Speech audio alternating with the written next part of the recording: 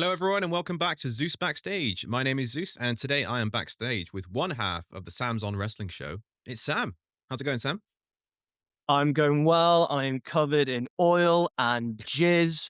I am getting old, but thankfully I am taller than 5'5", so I am allowed to do 45-minute Iron Man podcast. It's absolutely fine. We I'm won. ready to go. We won. Pat McAfee will not be writing us off of wrestling programs. Thank you, God. Guys, if you are new to the channel, give us a like, give us a subscribe, leave a comment in the comment section with what you think of the show. Any questions you might have, we will get back to them. Sam, we are going to talk about this week in wrestling, and I think there is only one place to start, and that is with what I thought was one Matt of Cardona. the Matt Cardona versus Alistair Black. the biggest thing that happened this week. I thought SmackDown was one of the worst SmackDowns I've seen top to bottom in a very long time. And it feels like I've been saying that a lot each week ever since kind of Drew won the title. We'll just get to the bulk of this. So Randy Orton had a mystery caller for weeks, and we as wrestling fans, we love a good mystery. We always have, and I did love a good mystery until they had a box, until they had a guy in a black hoodie, and then they had another guy in a black hoodie, and then they had 20 guys in black hoodies, and then they had a guy on the phone. It's turned into Scooby-Doo a little bit. It has a budget version, and I think that WWE on a not very good streak of mystery angles at the moment, shall we say. And we have people in our mind, me and Pete, we would think, oh, maybe Bob Orton, maybe it's Arn Anderson, maybe it's The Rock, Kevin Owens, people who would make sense. It turns out it was Pat McAfee, and I watched the show live. It was obviously you and I both from the UK, so it was about 1:15 a.m. and I had to second guess myself. Have I fallen asleep here, and am I dreaming that Pat McAfee has just low blowed Cody Rhodes? And to my horror, I wasn't.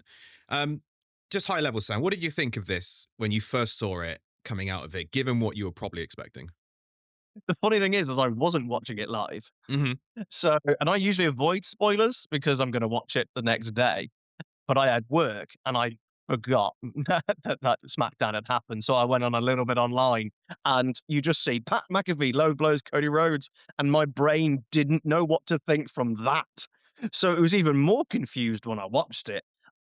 It's the dumbest decision I think WWE have made for a while, and I feel like I've been saying that sentence a lot since the beginning of 2025. I I know there's a lot of backstage scar already coming out, and you don't know what's true and what's not true and what to believe, because I don't believe anything from backstage, especially WWE, because no one knows anymore, because no one actually has a phone line to people backstage at WWE anymore. However, I do believe this sounds like a TKO directive. It looks like a TKO directive. It makes no sense. And when I watched it, you want to know what my first thought was? I went, oh my God, Pat McAfee has become the Deborah of Rock and Austin at WrestleMania 17. Lest we forget. Yeah. So, I mean, it just didn't make any sense, did it? like, here's the thing that is going to annoy me, because I'm going to argue with myself about it. Because I have been moaning and complaining for about a decade we need more managers. And I think Pat McAfee will be, and is going to be, a fantastic manager. I think he'd be world class, because he also can take bumps as well, which is always good for a manager, because you can get a little bit of comeuppance here and there and get involved in stuff. Just not now. Yeah. Just not in this feud. This feud needs no extras. Like, I get the TKO are terrified about ticket sales, but two things to that TKO. One, this is the one story that actually was working. This was succeeding. People were interested. People were intrigued. Yes, the heel-face dynamic is a bit confused, but people were interested. It's got, 15 years behind it? And two, McAfee isn't a bigger star as you think he is. He ain't that big. No one's going, Ticketmaster, now. I've gone to Ticketmaster on the phone, even quicker than online. That's how old-fashioned it is. It's the stupidest booking decision. And you can tell that WWE and Triple H and Cody Rhodes think it's the stupidest booking decision by what happened later, which I assume we'll get to. Yes, we will. No, this is dumb. I liked his promo that Pat did, even though it made no sense. Very misplaced, wasn't it? You know what? even if it's misplaced, which it is, let's deep into the actual words of it. Yeah. Let's go into the verbiage of what Pat McAfee The said, because I agree with you. like, even if it's right, he literally said, "I'm sick of seeing 5'5" wrestlers in the main event doing Iron Man matches." And my immediate brain went, "Hang on a minute. Cody Rhodes is 6'1".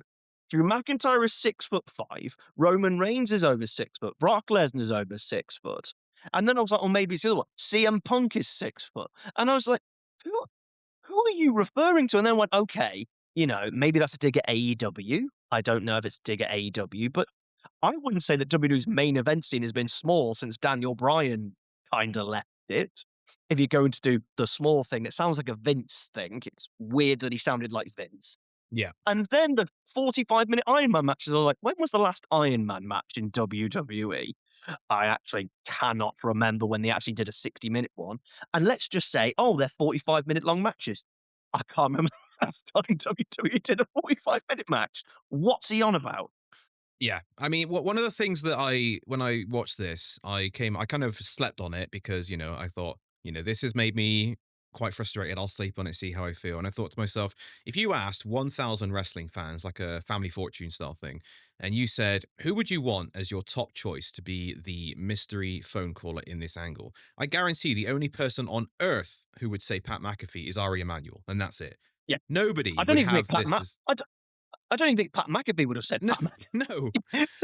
It doesn't really make any sense at all. And I feel like that this story was just so simple, and it was an open goal, and it's a home run. You just have to play off Cody and Orton, history they have. Yeah, the heel dynamic is a bit strange because people are still cheering Randy whatever he does, but there has to be more. And the reason that I was hoping for somebody like Bob Orton is because there's a personal tie there. So maybe Cody. Yeah. And also, when we had Stephanie's promo with Cody on Monday, I actually got excited because I thought we were going to see a different Cody as a result of that promo with Stephanie. And I thought maybe, okay, let's get Bob Orton in. Let's have Cody do something to Bob Orton to really make Randy angry. Randy can target Brandy Rhodes, for example. That kind of real personal stuff that we love as wrestling fans. And that's what I was the hoping build for. to like Triple H, Randy Orton at 25. Exactly, You could harken yeah. back to that. Yeah, and people were saying they should kind of mimic that sort of build. I mean, the match, okay, wasn't anything special. Don't do the match. Don't do the match. Don't do the match. But to see Pat McAfee in this role, and then to find out the reports we got, and like you say, we take these with a metric ton of salt sometimes, that this was an edict from TKO, from Ari Emanuel, because Ari Emanuel has been on record to say that he sees Pat McAfee as the next Sylvester Stallone and wants to see, as funny as that is, wants to see him pushed and wants to build him as like a pet project. And what really upset me, I say upset, what really kind of irked me about this was that this was almost categoric confirmation that TKO don't really see this as a wrestling product for fans anymore. It's more of a vehicle to push other avenues. And that's what really kind of irked me about it. I don't know how you felt. I've been getting sick and tired of TKO for a while, so much so that when we did our top 10 worst of wrestling at the end on our Christmas special that we do, I purposely at the beginning of the video went, I am not going to put in anything that's from behind the scenes, because that would be the majority of my top 10, like your ticket prices and the, oh, screw families. The fact that you made Vince a babyface by saying Vince looked out for families and essentially going, we're not, is just a vile billionaire, trillionaire, massively in debt thing to say. And by having Pat, who has zero connection to Orton, none, but not just that, coming out of nowhere, just what's in the ring, Cody going, "Huh?" And then getting a low blow. Do you remember the scene in the Lost World Jurassic Park? And the girl is doing the gymnastics, and you sat there going, "Why is the girl doing the gymnastics? Yes. Like, what's going on there?" But she goes, "Hey, you," while saying the gymnastics, and the raptor goes, "What?" A raptor turns and looks at the gymnastic girl, doesn't attack anybody, goes, "What? Raptor do what?" Gets knocked out, and you then have to sit there and go, "Right, that happened. That was a thing." That's what I felt. I felt like I was watching the Lost World Jurassic Park. It's a good film, and then it falls apart from gymnastic girl lady. So hopefully the main event won't be a rampaging Randy Orton going through the streets of San Diego. But It's not hope. I think when I looked at it is I was just trying to piece it together, and I felt like I bought a box, a puzzle that didn't have all the pieces from a car boot set. Yeah. Yeah, they're going, I'm sure this is meant to work, but for some reason I've got My Little Pony and I'm doing a Simpsons puzzle. I don't. Why are you here? Well, If it, I didn't mind that it wasn't Bob Orton because I think he's probably a bit too old for that now yeah, anyway. I mean, he looked 75. old when he exactly, so probably not.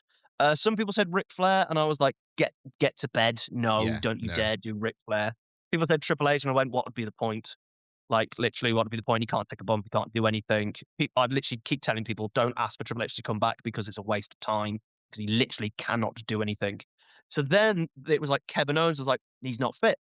So do you really want a Kevin Owens back who's not going to wrestle? Just be a mouthpiece? Because that's a worry that if he comes back as a mouthpiece, that ends up being what he does. So I was actually out of ideas.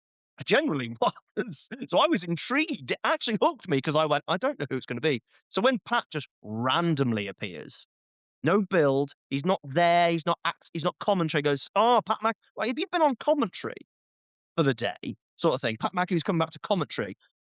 That might have worked more, but him just kind of turning up made it a bit weird as well. Mhm. And then his promo was weird. He kept saying, like, things about the Attitude Era, and did you just immediately go, it was 25 years ago? Almost to the Like, day, WrestleMania 17, wasn't it? exactly, it's like, get over it as an Attitude Era thing, like, or my top fans like, well, your top fans that are in their 40s and 50s now, you know, who wasn't a kid. I mean, come on, get over it a little bit. That annoyed me that it still mentioned the Attitude Era. And then he was talking about, oh, the future goes through this 45-year-old man whose back is ruined, who takes more holidays than everyone else. People go, oh, Randy Orton's been booked terribly, but in reality, his contract says go on holiday. Yeah. I, it just ruined the feud immediately in my mind. Yeah. Like, I feel completely disconnected. And I was on board with the Beltmania. I was with it. I was there going, it's been okay. It's not been bad, but I feel like we've gone smooth. We've not gone for the big roller coasters, but, you know, it trucked along relatively okay. And now I feel like I've just gone, oh, I can't bothered. And that's not heel heat. No, and that That's what and not heel heat. that brings me to, because I'm with you. Like, I kind of wanted and I advocated for this feud because it's Cody Randy, and how we got Mhm. their elimination chamber. Fine, you've got 8 weeks, whatever, Yeah. more than enough time to build something. And I enjoyed the Randy turn. I enjoyed what he did. I Mhm. enjoyed seeing that kind of level of, graphic stuff on WWE TV. The Jelly Roll thing, it's like, okay, they had a thing at SummerSlam. I can see why they're interacting. And then the week before what we just had, when Cody came back and they had that really weak brawl and Jelly Yeah. Roll got an RKO, I was like, all right, we need to put the celebrities to bed now. We need to just have Cody and Randy. And then we got what happened this week. So my question to you is, there's 2 SmackDowns left for WrestleMania. How do you see this playing out, if at all, before we get to WrestleMania? And also, how do you see it playing out on the night itself? Do you know what? Now this is really, I mean, it's made it vaguely interesting in terms of curiosity of what Mm, is the plan, because this feels like it's come out of nowhere. I don't know how long it's been written in to happen this week from a writing standpoint.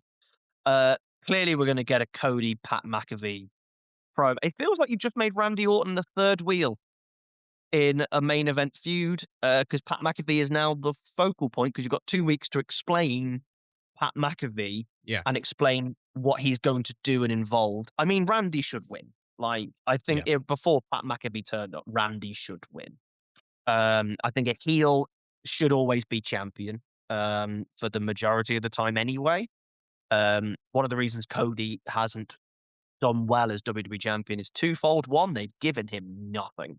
yeah, Like, even when they do give him something, they make it last 6 months and it kills the feud. But baby faces, you can't. Who wants to cheer the person on top? You know, you want to cheer the underdog and all yep, that stuff. So it will help Cody not being champion. And I think him not being champion when Drew was champion, and Drew even said that on the interview with CBB. You know, Chris said, you know, he said, "How do you feel about it?" He went, "Oh, it gave Cody something, and I got to be champion and all that jazz." Where it goes on the SmackDowns, I generally don't know, and sadly, I slightly don't care mm, because it's who's going to be writing this. Like, because from the sounds of it, it bypassed Triple H. They immediately hated it online, which is why Triple H then sent Cody out. People were saying Cody was shooting on TKO. It didn't sound very shooty on TKO. I think people have really over exaggerated the shoot on TKO aspect slightly. It felt more shoot on Pat McAfee. Maybe I'm not reading into it as much as other people are. Mm, But we've already had brawls between the two of them, so that's done. Like, how much we can't brawl again? no. Jed Roll, is he still involved in this? Is he going to be in Cody Rhodes's uh, corner while it just makes you a little bit deflated. I was on board with this feud. I'm just deflated, and I don't know what their plan for the next 2 weeks. I just see it's going to be a lot of Pat McAfee shooting and saying nonsense. It does sound ridiculous, doesn't it, when we say, is Jelly Roll going to be in Cody Rhodes' corner? I mean, it just sounds ridiculous, the words themselves. Yeah. And I think when it comes to, let's talk about Cody's retort halfway through the show. So there are various reports from various outlets, depending on which one you subscribe to. Um, one of them being that Cody Rhodes went out there to, the report said that Cody Rhodes went out there to shoot on TKO for involving them in main event storylines for multiple years. Mm-hmm. Um, Third in and a row. Third yeah, in a row. yeah. And I'd argue like, yeah, because WrestleMania 40, they did it, but it worked. WrestleMania Well, it 41, worked because of fan revolts, though. Like, yes, could you it imagine if did. they just did a Vince thing and ignored the fans Yeah, and actually did Rock Roman and Cody went up and took on Seth for the world title? yeah, yeah, Like, it would have been the worst thing. People would have revolted even more yeah. if they'd But actually stuck with the plan. the involvement of The Rock, because he's so Mm. good, it worked, and we got, Yeah. thankfully we got something incredible out of WrestleMania 40. But last year it went the complete other way, and I Yeah. actually think this year's WrestleMania build and card looks way better than last year. So Agreed. I don't think it's going to be as catastrophic as last year's main No. event with Travis Scott. But Cody going out there afterwards, and he put up a tweet before saying, I apologize for that. I need to go and address this. And the story coming from the wrestling reporters is that this was a ploy from creative to send Cody out there to go and basically say how unhappy that he is and creative are that TKO are putting their nose in. And if that's true, then it's a big mess. Are we getting worked into a shoot brother? I don't know. But I mean, if I was Cody, I would be annoyed because if I'm a WWE superstar and I'm the WWE champion and I get a chance to work a WrestleMania main event with my best friend, someone I've known for 20 years, somebody who's basically helped forge my career, and the big boss says, well, I want to put Pat McAfee in it because I see him being in Hollywood. I mean, I'd be pissed off as well. You know what I Yeah. mean? So I don't know how that's going to affect relations within the company between creative and the executives. That could be quite frosty, couldn't it? Potentially, if that's It, true. it, it then also depends on how much this billionaire actually watches the programming. Mm-hmm. Yeah. So I don't reckon they watch any of it. It reminded me of Paul Heyman shooting on TNN. Like, TNN weren't watching ECW, so they No. had no idea that Paul Heyman was calling them dicks on live TV. Hadn't got a clue. I'd be amazed if he is watching any WWE program that isn't a big show. He might have even only seen the first half of the show to see how the Pat McAfee thing went down. You never know. I would be surprised if the billionaire millionaire is actually watching. I think he just looks at the spreadsheets, Yeah. looks at the numbers. I mean, if you want to quickly talk about the WrestleMania, because you posted a tweet about it, I posted a tweet about it, like, why is WrestleMania not selling? And I think the main reason it's not selling has nothing to do with actually what's happening on TV in the grand scheme of things, and has nothing to do with all the bad booking. It's like, no, you're pricing fans out, and you've gone back to the exact same venue in which you've raised the price from the year before. People aren't going to go again. You'll get the international travel, and Mm-hmm. even then they've been priced out. All the locals aren't going to go because A, it's not special. We've already had it last year. And B, they've Yeah. gone, well, I can't afford it, or I've already done it. So you like, if you literally put the same big event in the same arena every single year, you're going to get less and less returns, as we saw with AEW in Wembley. Yeah. Exactly. I Yeah. was there for both of them. I'll be there for the third one. The first one, but it was very damnly close. It wasn't. It was very close. The second one, there was 50,000 in there at most. It Yeah. was Yeah. Yeah. really low. It was so empty. And I don't blame AEW for that. It's just everyone, the luster of, oh, WrestleMania, All In's in London, it's in Wembley, I get to go in the second year. I'm not that bothered. I've already done it. We've done that already, sort of thing. And I think that's the main problem. So you trying to get people to come in, John Cena is now the host, Mm-hmm. and all these things. It's just like, it's nothing to do with what you're going to put on there. Yeah. It's not. Lower your ticket prices, stop gouging the fans. They will still come. The product is fine. It's not amazing. It's not as hot as it was 2 years ago. No. They will still come though, but stop pricing them out. $300 for the most nosebleedy WrestleMania? Who's going to pay half their rent, half their mortgage to watch Gunther versus Seth Rollins with no feud? I mean, they're not going to bother, are they?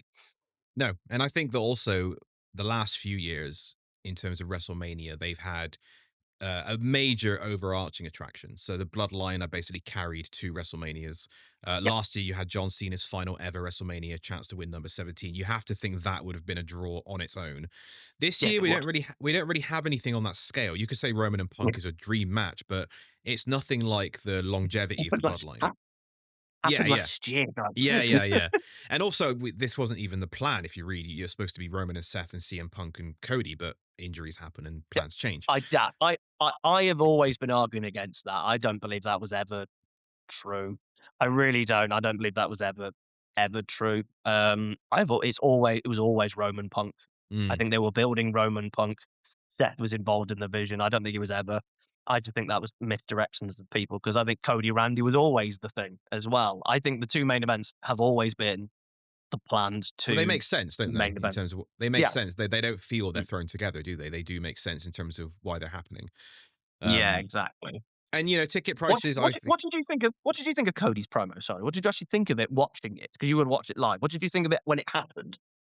Um, I mean, it gave me a bit of life because one thing I've been begging for from this feud is to Cody to kind of get a bit more edgy. And I know we kind of see it in bursts, but then Cody always goes back to being smiling, wearing his suit, presidential candidate Cody Rhodes.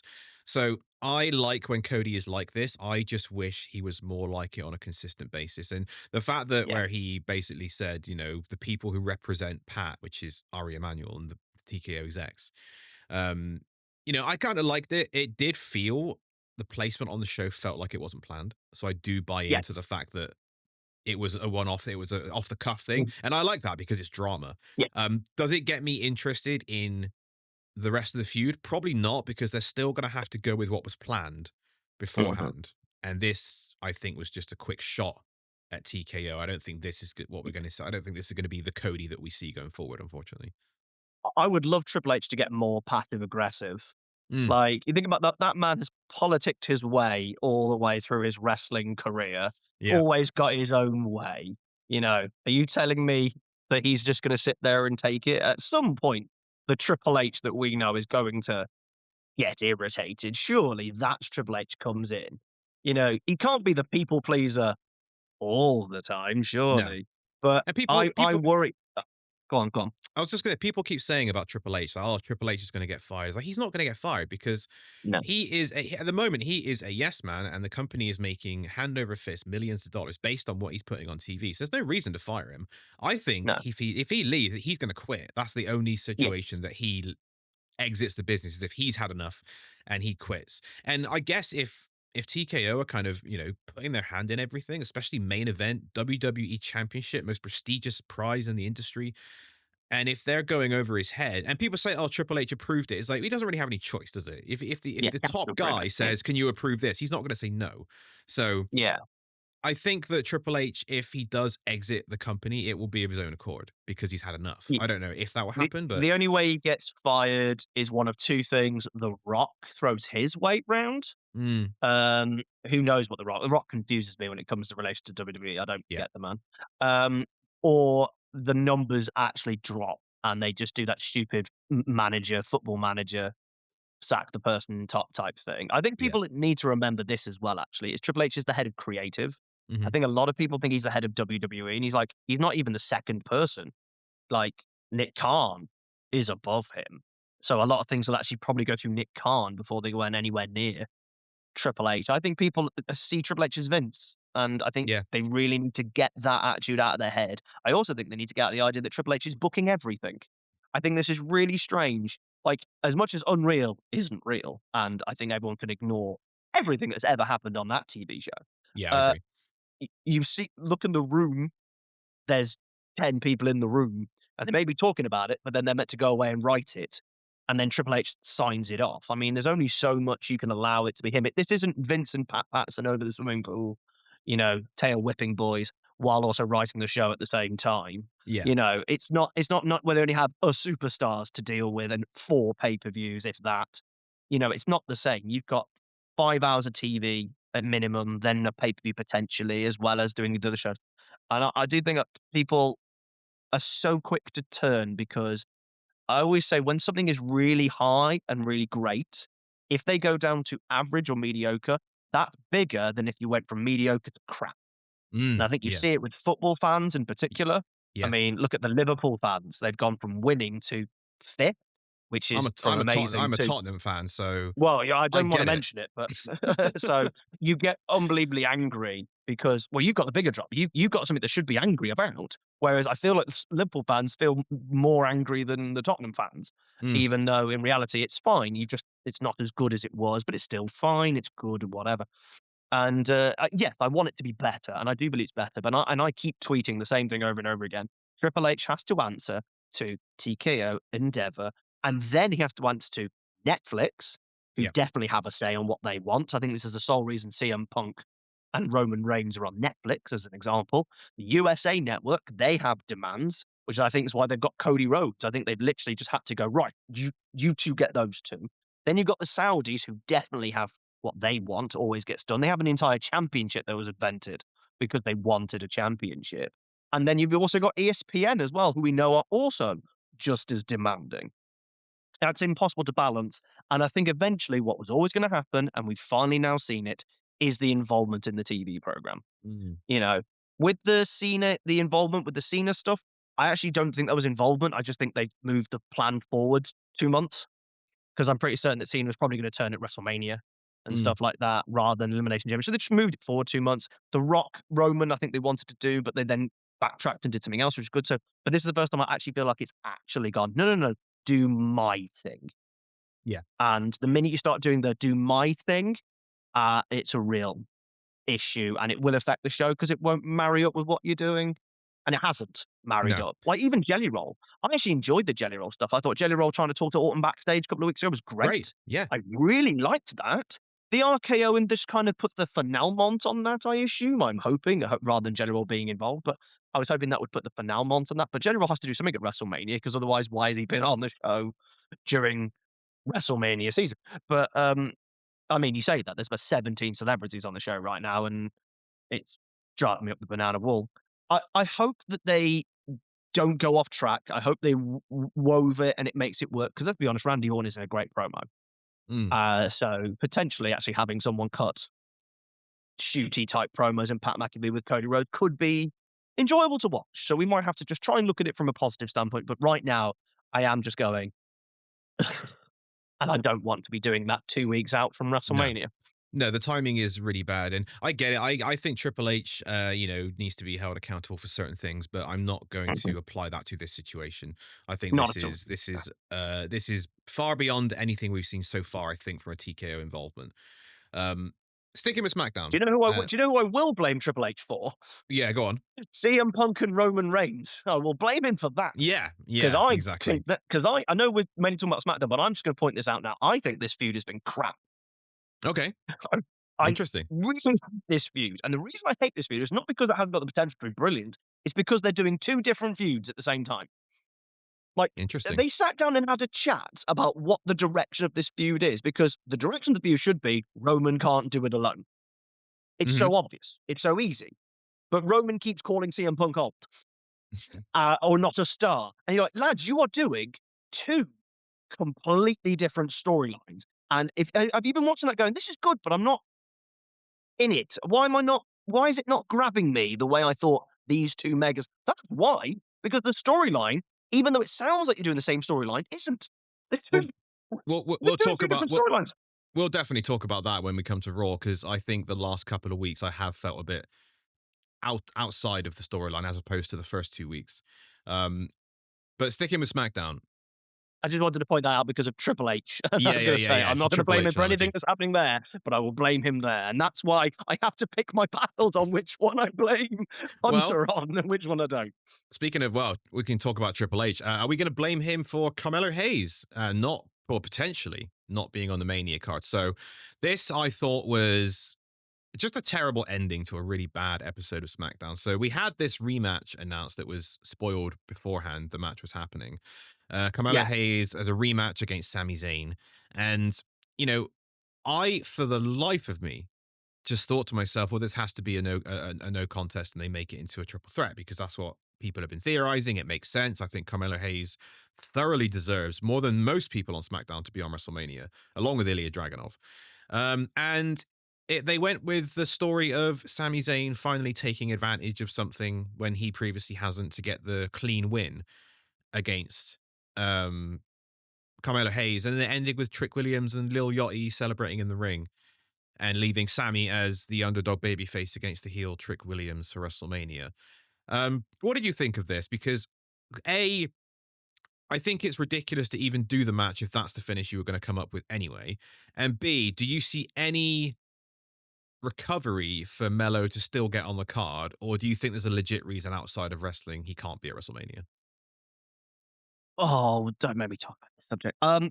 Uh, it's already a nomination for my top 10 worst things in wrestling in Mm, 2026. Um, I've got so many points here. I'm trying to work out which direction to go with first. Let's go with my normal point. I am very much in the subscription of not everyone needs to be on the card. yeah. I'm very much in that, but I do think there should be 2 battle royals, and they put on a pre-show. Why can't they be on the stage? I don't see what's wrong with the battle royal, but whatever. But I believe that you should earn it. Now, I don't mean earn it in terms of, earn it, because it's wrestling, it's fake. So there is no earn. Earn through the idea that you've been putting on good matches, you've got people behind you, there is a storyline that you can do, etc. So when people go, Drew McIntyre should have took on Randy Orton, you're like, why?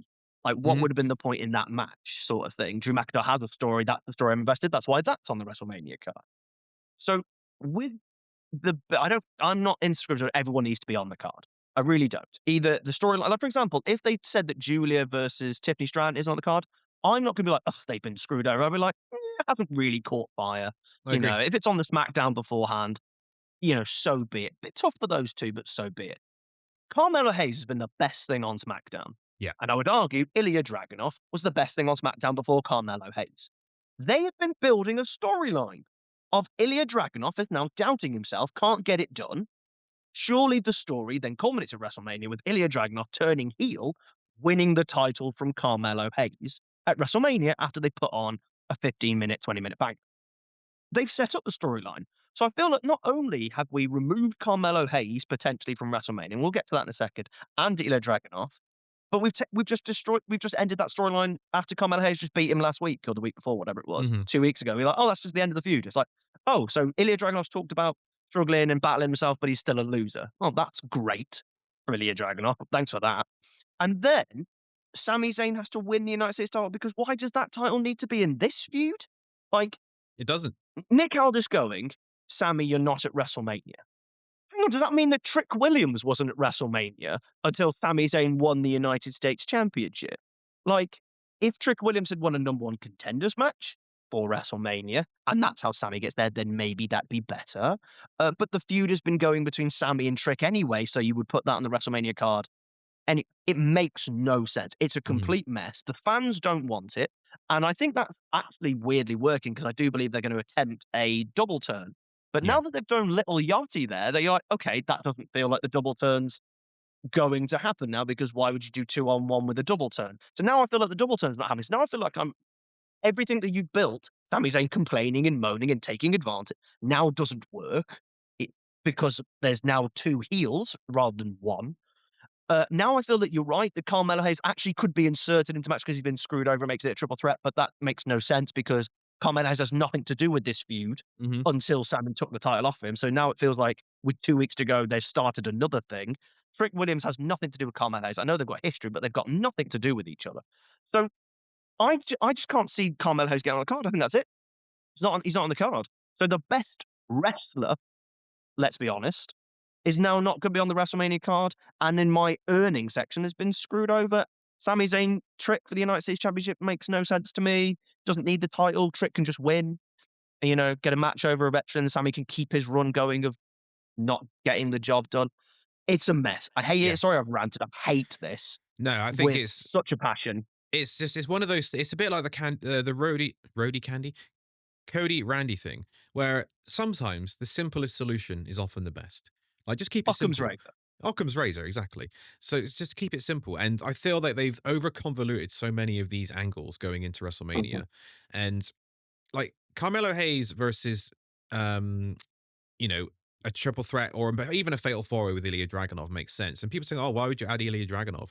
It's like, well, he's got recent history with Carmelo. He lost the title to Sami Zayn, and he feuded with Trick for God knows how long in NXT. So they Yes. could, if they'd have done it the last few weeks, they could have explained that on television. You could have a great fatal four-way with all four guys who have history with each other, This and is the ladder match. yeah, yeah. I also Carmelo Hayes he's been a great wrestler, but it's not as if he deserves to be on the card because of wrestling. He's actually been in some good storylines. He's done some good character work. He's done some good promos. He's done everything on this show all year, and he has elevated that United States title more than anyone has in a very long time. Like it's not exactly going to be on the Gunther IC title level, but he has made that title more important than it has felt in so long. And I just think that we've got 2 weeks left, so they might shoehorn something. At this point, we might be in a case where they've got him on the card in a way that doesn't make sense, but do we care as long as He's he's on on the the card. card? Exactly. Yeah. So they might circle back to it and get him on the card. I just think if they are going to do that, then the correct way to do that would just be to have this match end in a no contest. And then Carmelo Hayes Mhm. complain about that, and Nick Aldis say, Well, fine. it's Sami Zayn kind of taking advantage of him being injured and stuff like that. You can kind of play off that you've done me again, you screwed me again, but he was injured and you're going to lose anyway. So that kind of It was clean. feeds into the points Yeah. you're making. Um, it, I I just don't see why you would go down this route though. If Mm, you like, because they know that people are unhappy about the Carmelo thing, because they're booing Sammy, which is earlier than they wanted if they wanted Sammy to be booed. And now they brought in Little Yachty, who can't talk at no. all. Awful. Like, crap. It was like, bring a celebrity in. Jelly Roll, great on the mic, been having fun. And Pat McAfee, I know he's not really a celebrity, he's a wrestling, but in grand scheme of things, great. And you got IShow Speed, as much as he can't act or do a character thing, is fully committed into Yeah, everything he's doing. So that's great. And then you get this guy who sucks. And he just and he's already complaining online. I People are already know. having a dig at him online, and he's shouting back, saying that, "Oh, I go to those pay-per-views, I watch Raw and SmackDown. By that front, I should be in the main event of WrestleMania then, because I know quite a bit." Yeah. Uh, I don't like what they've done with this. I think it's killed Dragunov, completely killed any momentum he had, even in defeats. Mm. It's killed him. I think Sammy screwing over Carmelo. Did you enjoy that Sami Zayn was going, "Oh, I get pyro," and stuff like that, but Carmelo Hayes was in the background? That Like, was funny. going, you're going, I do so like that he's Trick just going, ruined his pyro as well. Trick just blew the yeah, pyro before he l came out. That was great. loved that, but it's, so I was a big fan of that. But it's just Sammy's been doing the moaning and the complaining, but now he's won something. So, like, the moaning and the complaining, "Oh, we don't have to do that anymore. We've done that." And he's now being with Trick, who's been saying you're rubbish, but he's now got the United States title, so that makes no sense. They've completely just messed up all the simple storytelling that they were doing. That was very, very, very good. Mhm. And if Carmelos does get added to this match, then yeah, we get to see him in the triple threat, but he's not involved in it. It's just No. added in because people have complained. And it's sad, really. It just feels like Chad Gable WrestleMania 40. They've done it Yeah. again. The exact same thing. It should have been Chad versus Chad versus Gunther at WrestleMania, with Chad winning, and suddenly it was Sami Zayn, and Chad didn't get on the card, has to turn heel, and now Carmelo Hayes doesn't get on the card. Feels the exact same as 2 years ago.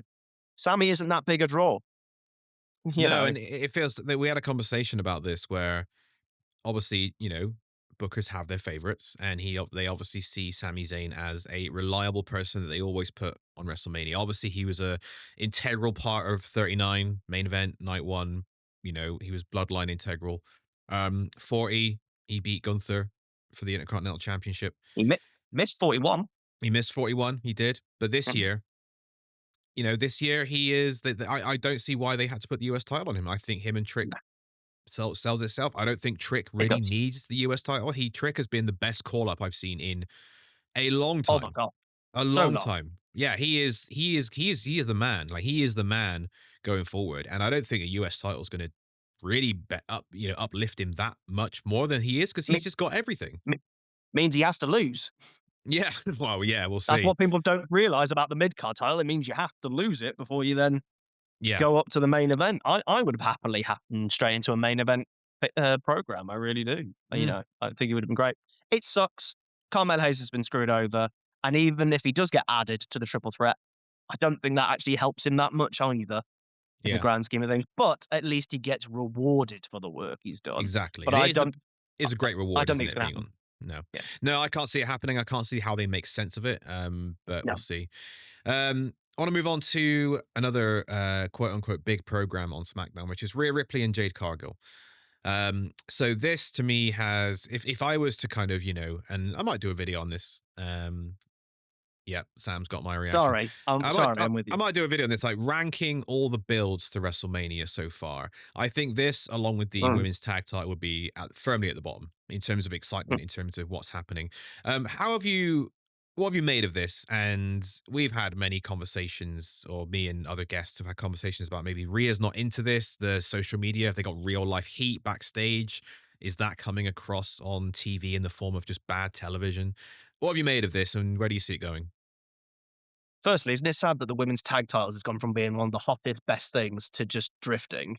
Yep, And absolutely. I think that's because Rhea Ripley's been taken out of it. Yeah, 100%. The heart of it is going after the two biggest hitters, which is clearly what the match would have been if Bianca was fit. Yep. Clearly Rhea and Io Sky would have been in that match. And the injuries that they've had has really scuppered so many plans, which we'll get to on Raw especially. I think Rhea's into it. I just think she's working with somebody who isn't good enough. Mm, So, I'm a big fan of Jade. I actually am, right? Because I'm a fan of someone who just looks like a megastar. You can't train that. You can't, Goldberg, Ultimate Warrior, they both sucked. But you're not going to put them not in the main event. yeah, Let's be exactly, yeah. honest here. And she is that. The problem is, they've not had a wrestle pretty much at all in this build. I No. think she beat Mi Shin, I think, is about as far as she's done in the last, I don't know, 3 months or something, 4 months. It's been so ridiculous. She can't talk. Bitch, bitch, bitch, bitch, bitch, bitch. My legs are bigger. Bitch, bitch, bitch. See my deltoids, bitch. Riveting stuff. It's like watching Roman Reigns from 2015. It's so dull. Mhm. Rhea is trying, I think, really hard to get energy into it, but she isn't getting it. And now we've added Mishin and BFAB, and I'm glad for them because they get to be on TV and they get to have matches. So great for them. Still haven't explained why they've joined it. They didn't even say the simple explanation of if you can't beat her, join her. You That's could what have I was said anything, expecting, yeah. but they've not even said that. And you realise those two are just there so that Rhea Ripley has someone to beat up and not Jade. The match that Rhea and Mishin had was a bit rough. There was a lot of dropping on heads and dropping on hips and stuff. Uh, I was a bit worried at times. I remember the one that stuck in my head is the Razor's Edge. Mm. It was very, very messy. Yeah. I didn't like that. But Mishin got a match with Rhea Ripley on SmackDown, so that's great for Mishin. I don't care is the answer to the question that you asked. Yeah. I don't care. I will care about the match because I don't think you can't not watching Rhea versus Jade. It's interesting. It's intriguing to watch because what are they going to do? Rhea's going to have her work boots on Mhm. to Yep. make the match work. Because I've been saying this, the reason Jade is struggling is because they keep putting her in the ring with people who are either equally or not massively experienced. They put her in the ring with Tiffany Stratton for months. Tiff's a baby. Mm. Tiff isn't good enough to lead a plank of wood yet. You know, why they didn't do Jade versus Charlotte so I that know. Charlotte can have 3 months losing, and then Charlotte could go to Alexa, and that'd be a really lovely build to Charlotte and Alexa that they kind of jumped to, and you could have done it a bit later. Have Charlotte lead Jade through main event level, pay-per-view level matches, and then Jade can get a bit more experience. I think they'll have a good match because I think it'll be planned within an inch of its life. You have to be, yeah. Because I thought Jade versus Naomi last year was good. I enjoyed that. I thought they worked really well in the 7 minutes or whatever they had. I thought it was really good. They did probably one of the best spots of the whole weekend when Naomi got caught in a suplex from the dive. That's great. Mm.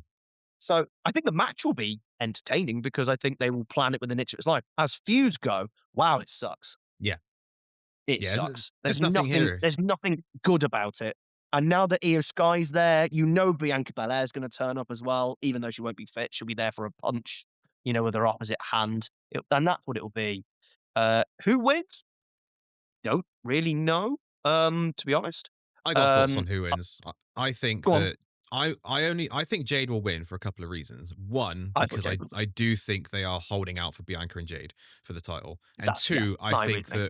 I think Rhea's Teflon, so I think a loss for Rhea would be fine. A loss for Jade here, I think would hurt Jade a lot. That Rhea doesn't Yeah. really need. So I'm gonna go Jade, but I could be wrong. So I guess we'll have to see.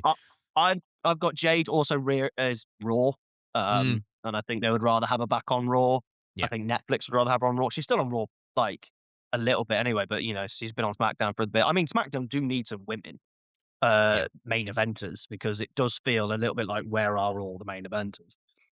But yeah, to just cut it short because quite frankly, we've talked more about it than they've talked about it. Yeah, So, exactly. Yeah. I don't wanna put much stock into this because quite frankly, it's been bad, and it feels like they've just gone, "Could you just go out and speak?" The online thing, I think I think just missed. Mm, I think I don't like works like that. I don't like things that might sound real or are real that they're using because I don't really think the fans actually care. I think if you look at the majority of fans, they're not actually online. They really aren't. yeah. I don't think they're actually that interested. Only us weirdos are, doing it, let's be honest. And even that, I reckon if most of us didn't have some sort of wrestling connection online in terms of YouTube channels and TikToks, we probably wouldn't be paying attention to it either because it's awful. Uh, I just think they feel like they've just kind of been sent out to go do this very basic thing because Jade can't do anything more complicated Mm. promo wise. Uh, I thought she'd get better as a promo. I was She's hoping not. so. Well, Yeah, she's not. they are Yeah. having a tag match on Raw. So on Raw tomorrow there is Rhea and Io versus BFAB and Michin. Great. So They get they're more TV work. If yeah. this gets those 2 some stuff, maybe even a tag team title run eventually in the long run, so be it. I'm on board if that gets those 2 because Michin is solid. She's not a main eventer, but, she's a good hand and Mm, need good hands. Like, people need to lose. There needs to be jobbers, and there's no such thing as a jobber, so we need mid-card jobbers. She's that, and I think B-Fab needs to be in the bloody ring. She's yes. so green. Get her in the ring. She's got so much charisma and she's interesting to look at. She's interesting to listen to. Get her to work. Let's move over to Raw. Oh, So Raw. Well, let's start with the positive, shall we? yeah. Brock Lesnar and Obafemi. I Should this main event night 1? well, I I think it will open night 2 because of the ESPN special hour they're doing. Oh, yeah, I forgot all about that. Yeah. Do you really want an Ober entrance to happen in daylight? Well, I would if this main evented, I would not complain. I think that's what Yeah. they are going to do, and I think there's something really ironic about this feud. I think it's great. I think it's just been awesome because it's just two big guys, Brock Lesnar and the new Brock Lesnar face to face, and you're like, this is King Kong Godzilla. And Mhm. I find it ironic because there's no compelling narrative here. They haven't even said a word No, to each other on the microphone, and it doesn't don't need need to. it. It doesn't need it.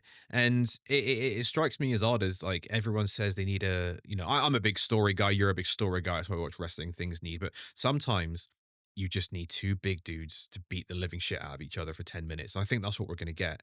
And I think this has been so easy, so simple, and it's just been lightning in a bottle. And I cannot wait for this. I think it's been the best thing on the road to WrestleMania. What about you? It's one of those things where I look back because I do just see Brock Lesnar with Ober. I do just see a version of Brock. And people go, "Oh, they shouldn't jump it so quickly," and da, da, da, da, da. And I'm like, Brock Lesnar beat The Rock at SummerSlam Yeah. 5 months into his thing for the WWE Championship, and I look at Obafemi and go, "Just go for it." He's already a better talker than Brock was at that point anyway, Yep. so his character is already over. He's gonna beat Brock. I think that's a lock. I think the story that Brock never loses is from Ibu, and we all know Ibu is a wanker. So, just everything he says is a lie. But, like, he will go over because it would be the dumbest decision not. It would go in everyone's top 10 list of stupid booking decisions if they didn't. Ober should go straight into a feud for the World Heavyweight Championship almost straight after, or at the very least, go and win the Intercontinental Championship and run with that until you decide to give him the main event push. This feud has been perfect. Inch perfect. I don't know what they're going to do for the next 2 weeks. I assume Brock will have to get the upper hand at some point. Yeah, he has to. Um, but I assume it'll just be an F5 happiness. But I think they actually need to put Ober in a match and just have Ober absolutely annihilate somebody, I think. And that's when Brock could attack because Ober is at the weakest and distracted. everything they've done has just been gold. I would argue this has been the weakest week, and it's still gold. Mm. And that's how good this is, that when this is your weakest week, you must be doing something right. Yeah, I agree. I think I've had some interesting discussions about the kind of projection of Oba after this match if he wins, and I've seen some people say that it should be a no contest or he should. I would be happy if he wins and it's kind of like. I don't want to see him squash Brock Lesnar. I want to see a struggle. I No, want to see two guys, and I want to see him win with an inch of his life. You know what I mean? They go yeah. through barricades. They do like an extended Goldberg Lesnar match, and then Oba at the 7 end minutes, 8 sneaks it. minutes, Yeah, go um, go 100% speed, no rest holds. Yeah. exactly. Yeah, and I agree with you. I think that Oba should win, and if he does win, I think that the only way is up because if Yeah. you beat Brock Lesnar at WrestleMania, WWE are then under a lot of pressure to get this right because you cannot screw this up. So No. I don't see why they can't just strap the rocket to him, have him win Yeah. King of the Ring, go into SummerSlam and challenge Punk or Roman. Punk, I think personally, but we'll get to that. And I don't see because they're at the stage now where they have to start. They've got a load of potential new stars: Bron Breakker, Trick Williams, Javon Evans, Mm. Obafemi. It's time to make one. Like, it's time to Yeah. just absolutely crown one. And I think Obafemi's probably, from a presentation point of view, the best option at the moment. Yeah, you would have thought that would have been Bron Breakker before the Royal Rumble as well, wouldn't you? So the fact Yeah, that I was Bron thinking Breakker, it I was. think Yeah. I think Bron Breakker's close as well. I actually Hmm. do, and I think Bron versus Oba sounds incredible. I also would love to see that. I look at that and I go, that's what you should be trying to build for WrestleMania 43. That is the main event that I would be doing. I genuinely would go, let's put two young people in the main event and just go hell for it. Because that's the only way you build new stars is to just take upon to put them in there. You know, build your massive matches in the undercard and go, but that's the main event that goes on last. And that's what WWE are scared to do a lot of the time Yeah. Yeah. is to not put their marquee match last. You know, if you really wanted to be like, for example, you could argue that they should have a women's match go on last, even if it isn't the big marquee match that it could be, and just try and build a feud. They've not done it for either of the feuds No. to feel like it should be main event WrestleMania, so they shouldn't this year because they failed the booking. I meant they should have thought about this 2 months ago, is what I'm saying. But go for it. Put people in the main event, and even if it doesn't work, you can say they've been in the main event, and you can build off of it. And if it doesn't work, it doesn't work. It's not a problem. You know, business isn't going to drop because you decided to put youngsters in the main event. I'm just really excited because I think Trick Williams just looks like a world champion. Hmm. I think Javon Evans is really good in the undercard. I see him as kind of a modern day Rey Mysterio-esque Yep. wrestler who you can just use to have a great main event level match, but not really put the world title on. Maybe good for the Intercontinental Championship for a long time. And then you've got, as I said, Braun and Oba. And there are more as well. I mean, look at the women's division right now. I mean, there's just so many to come. Yeah. I mean, when Blake Monroe comes to the main event, I mean, when it comes to the main roster, I mean, she's going to go straight up as well. Oh yeah. It's, I think people keep talking about WWE are so old, and I'm like, no, they're all fit. They're not taking steroids. They're not doing 300 days a year. They should be older. You know, young people should now be 30 because it's very difficult to break into that scene. But it does mean that by the time they give them the opportunity, they're ready to go. It's literally fine. Yeah. I'm excited for this match, though. Oh yeah. This is the match I care about the most. Yeah, I agree. And I just hope that I mean, there's so much expectation to this match now in terms of what it could deliver, and they have to Yeah. nail it, both of them. And I think you can tell, we've seen Brock Lesnar over the last 20 years. You can tell when Brock's into something. He is into this. Yeah. This is not Yeah. Dean Ambrose from WrestleMania No. 32. He told Oba to put his foot on his chest because Brock gets it. Brock knows what sells a feud. Brock is smarter than people don't want to give him credit for. He's a veteran. Yeah, he's a veteran of Yeah. the business. So he's seen everything. Mm. And Yeah. I think that as long as Brock is into this will be great. And I think we're going to get something really special here. And I just hope that they can manage Oba correctly coming out of it, because Mhm. the irony of his finisher being called Fall from Grace, and you don't want, and and how many creative fumbles have we seen over the last couple of years, and you just don't want Yeah. them to fumble Obafemi when you come out of Mhm. WrestleMania beating the final boss of wrestling, of Brock Lesnar, in that kind of archetype. So I'm very curious as to what they do after. And obviously Brock Lesnar after SummerSlam's in Minnesota this year. Could he retire? Is he going to wait for a Saudi payday next year? I guess we'll see with Brock. But that leads us on nicely to Seth Rollins. Now, I have said previously, with regards to anything relating to the Vision, I don't care what they give me for WrestleMania this year. I'm just going to accept it because it's been so ravaged with injuries and injuries and injuries and bad luck. And this whole thing is cursed. And I just said, look, just put something on the card and I'll accept it. Having said that, I was not expecting Seth Rollins and Gunther. However, I do think the idea of why they're doing it makes sense because they are two big players. Both of their planned opponents are injured in Rey Mysterio and Braun Breaker. And I see that people are complaining that there's no story, and I get it. I want story. However, I think that there's 2 weeks to go. I think there is an easy way to sell this. You just say that Paul Heyman hired Gunther as a mercenary, and if you do this to me, I'll give you Brock Lesnar at SummerSlam. Something like that. It's a very simple layup. But I'm excited for this. This could be a sleeper match of the weekend with these two guys involved. Yeah. And these guys haven't interacted ever on main No. roster television. So what do you think of this? I want Gunther to face main eventers. Yeah. Face people who are bigger than you. It's Yeah. ridiculous. Yeah. I feel sorry for the two of them. Mhm. Braun Breaker apparently is cleared. Apparently. Potentially. Yeah. Yeah. And they're just holding off on it. And I'm like, was it not worth the risk? Was it not worth the risk? Do you leave a off? little bit? Do you think they prioritize having Gunther on the card over Braun Breaker and not? Well, this just is what I was going to say. If they do take the risk and put Braun versus Seth, Gunther is out. Like, what do you do unless you put him in the Intercontinental ladder match, which is just such a step down?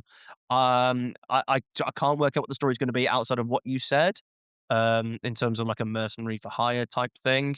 I don't know if Gunther's going to say, I'm going to retire you, keep getting injured, maybe I'll try and retire you, and Seth wins. And actually Seth wins the match, maybe. I don't know.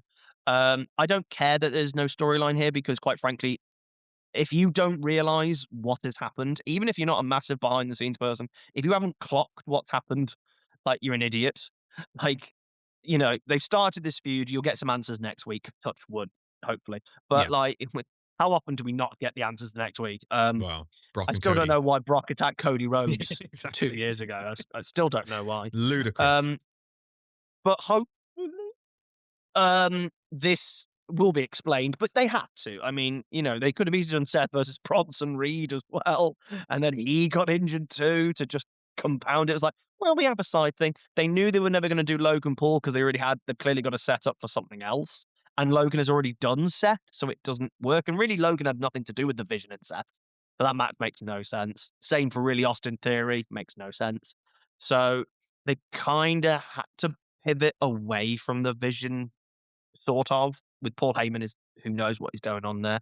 I've been annoyed with Seth and the Paul Heyman stuff. He has now attacked him 3 times, meaning that every single one has been a diminished return. Yeah. Every single time. The first one, he blooded his face really viciously. Then the next one, he attacked him and he got arrested. And I was like, I don't care, you've already done it. And then he's sitting with a chair again. So you're like, you've already done the big attack 3 times. Do we have to keep doing the attack? Why didn't Gunther attack you before you touched Paul Heyman? Why did people keep turning up late? Io Sky turned up and Rhea Ripley had been beaten up for 20 minutes. Like, if you're there, where were you? It's Jeff Hardy, isn't it? Was it Jeff Hardy who came to make the save, but he had to do his physical dance entrance first before he came down the ring? You say that? Oh, hang on. We've just watched, that will be out in April, well, this month now, Backlash 2001 as a part of our Invasion storyline. Oh, yeah. And then we remember, so what's happening next month? And they're like, oh, it's Judgment Day. And my brain went, oh my God, do you remember the end of Judgment Day? Stone Cold does something to The Undertaker, Kane's music hits, and he doesn't make it in time for the pin. And I was like, why did you bother doing that? Like, where'd he been? Where was he? Was he not watching his brother? No. So, yeah, this feud, Gunther versus Seth, I assume it'll be set up properly next week. We hope so. This week, you hope so. It will be, arguably, could be the match of the weekend. Could be, because they're both brilliant. And they both can put on great matches. When it comes to Gunther, I think Gunther only puts on great matches with people he has chemistry with. I think we have to bear that in mind. That, and by the way, that's chemistry with a lot of people. But if they don't get the Gunther style, the match feels disconnected. Every match he had with Jey Uso, forget the fact that Jey Uso not very good, wasn't great, for example. I didn't think his matches with Punk were amazing, for example. Like, if you compare it to we're talking about Gunther here. I see Gunther as a 5-star level wrestler. His matches with Drew, his matches with Sheamus and stuff like that. So I was a bit disappointed in his Punk match. Not that it was bad, but I was like, oh, I was expecting this to blow my socks off and it'd be match of the year, and it was all right. It's good, solid, 3.5, 4-star match, but I was expecting it to be there. So hopefully these two mesh, because if they can mesh with what Seth can do and what Gunther could do, could be brilliant. Could be brilliant. I feel sorry for Gunther. Yeah. Biggest thing coming out of 2025, retires AJ, and he's been given nothing because they were waiting for Rey Mysterio, who got injured, who shouldn't have been retired by Gunther anyway, because that's dumb. Dumb. So, yeah. Well, maybe that's a blessing in disguise. I think so. Are you happy that they've just put these two together just because of all the injuries? Am I happy? I mean, I'm happy both are on the card. I will never complain about a match between these two. So, yeah, I'm going to let this one slide because, you know, from a critic point of view, which we all are, let's be honest, you know, we're the first people to say, where's the story? This has been thrown at the wall. But like you say, I think with all the stuff that's happening here, I empathize with the creative process for this one. And I think I'd rather see them both on the card in this situation than not on the card to avoid people saying, where's the story? So I'm fine with it, this one. They could make it, and I think I hope this is the direction I would actually go with it, because I was thinking about this the other day, and it's not massive, but I think it would work. Because I think your Mercenary Hive works, but why not make it a number one contender match for the World Heavyweight Championship? Because Seth obviously lost the title, which he didn't, and Gunther didn't get his rematch, for example, or hasn't had a rematch. You could very easily put in that program, and then you've got a match for whatever is after Backlash or whatever. That could really work well with Punk or Roman. So, that could be something they could do. I guess, yeah, they could do something like that. And I guess it would be a nice avenue to go back to the Seth Punk, Seth Roman stuff that they probably would have planned originally. So potentially, yeah, I guess I believe on Raw, we've got a Seth Rollins opening the show tomorrow. So hopefully we'll get some answers nice and early. Will he get a pop for removing his mask, even though everyone knows who he is? Yeah, exactly. Oh God, I'm still hoping every single time. It's like, oh my God, look who it is! It's the Scooby Doo thing all over again. Let's see who it is. I still think we're going to get. What I was expecting to happen last week was, Seth Rollins and his merry men with all the masks, and they do that ridiculous shuffle that they did a few weeks ago. But one of them remains, and it's Bron Breakker in the mask and spears him. I thought that's what they were going to do to kind of bring back Bron. I reckon that's happening at WrestleMania. Yeah, I do think that he loses because of that. Because if Gunther is going to go into a match with Brock Lesnar, I don't think he should be losing before that match. So I'm going for Gunther to win this one. And I agree. I think Bron Breakker, that's exactly where we see him. And I think it works because it protects Seth. It heightens that feud again, gives Gunther some momentum. So all in all, this could be an absolute sleeper match, and we could get a lot of good stuff coming out of it. So I've got no complaints. Same. We got some other things confirmed on Raw before we get to CM Punk and Roman. So we got a ladder match, official 6-man or 5-man at the moment with potential. Did you enjoy all those qualifying matches? Did you enjoy all of those? The post hoc qualifying matches. Yeah, this was weird. I don't really know why. They just tell us who's in the match. You don't need to kind of say they qualified on main event. But we've got Penta defending against Rusev, JD McDonough. And I think we're going to get. They think we might get one person from SmackDown, one person from AAA. It's Dragon Lee and Javon Evans. Dragon Lee, Javon Evans, and they think they're going to have more people added from SmackDown and AAA. Maybe I've heard that maybe Vikingo, because he's the only one signed to WWE. I think, isn't he? He's the only one. I don't know. I think I'd whether they want to use someone like Mr. Iguana or something for merch and too big match, though, isn't it? Big match. Yeah. So I think Vikingo makes sense. The style of match. I mean, I think he's a crazy guy in the ring. So I think that would make sense. And maybe they bring in like a Rey Fenix from SmackDown or something, and just kind of have it very lucha heavy. So I'd be shocked if it went away from these 5, to be honest. Yeah. Well, I guess we'll see. Genuinely. But I will always allow a multi-man ladder match at WrestleMania. It's kind of like a staple, isn't it? So. I keep asking for Money in the Bank to return, and I'm like, why? They've had a ladder match on for the last 20 years. What do you mean? Well, last year they screwed it up because I think last year they instead of the TLC match, they put War Raiders and New Day on the card instead. Which they did instead of having what should have been. God, you remember when the SmackDown Tag Division was amazing? Yeah. I remember. Do you remember that? God damn it. If I'm being perfectly honest, if you said, let's say these are the 5, Mhm. You said, Sam, what are the 5 people right now who aren't in a program that you want to see in this match? This is the 5. Yeah. Like, I am delighted for these 5 because, first of all, if you ever watched awards, I voted that JD McDonough is the most underrated of the year. I agree. Every time he got in the ring, he was awesome. Yeah. Every single time. And you're like, oh, wait, hang on. I only don't think about him because he's in the ring 7 times a year on Raw. He will be incredible because you know he's going to do something stupid because he has a stupid brain, but in the good way. And then you've got Dragon Lee. So happy they're starting to finally use him. He's so good. Can't talk for toffee. I mean, man cannot talk. Don't put a microphone anywhere near him, even backstage. Just have him in the mid card, having mid card matches. There are some mid carders who can have feuds via wrestling, Yeah. and he is that, right? He's great. Rusev, delighted for him because I bet he was worried. I bet he was sat in catering going, what? I'm at WrestleMania. Oh, we're Jinder Mahal. Wrong match. Sorry. I bet he's delighted. And obviously Javon Evans. Because I assumed it was just going to be Javon versus Penta. I just Mm. assumed that was going to be the match, and I thought they were just going to have a little. I think Penta. I don't want to be cruel. I think he's looking a bit slow, Mm. Okay. a bit old. I like him. The presentation of WWE's been fantastic. He's star power, let's be Yeah, yeah, honest. yeah. It's just star presentation. But he does worry me a little bit. Everything feels like it's on a real slow pace. So he does worry me, and he'll worry me in this sort of match because he will still think he's 25 and will do something crazy. But 5 perfect people for this match. Who do you You've think got the wins? biggest high flyer in Dragon Lee probably right now. You've got JD McDonough who'll do something stupid. You've got Penta who will know how to craft one of these matches. Just listen to him, he'll craft it. And obviously you've got Javon Evans who's going to go higher than anyone else. And you've got a base in Rusev. You need a base in a ladder Mhm. match. I Yeah. always think you need some sort of powerhouse that you can do spots off of, or you can do big lifting spots. It's a perfect 5.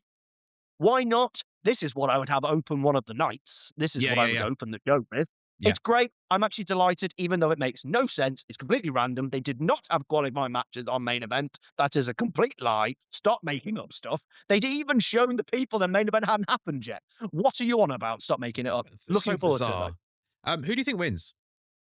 though. John Evans.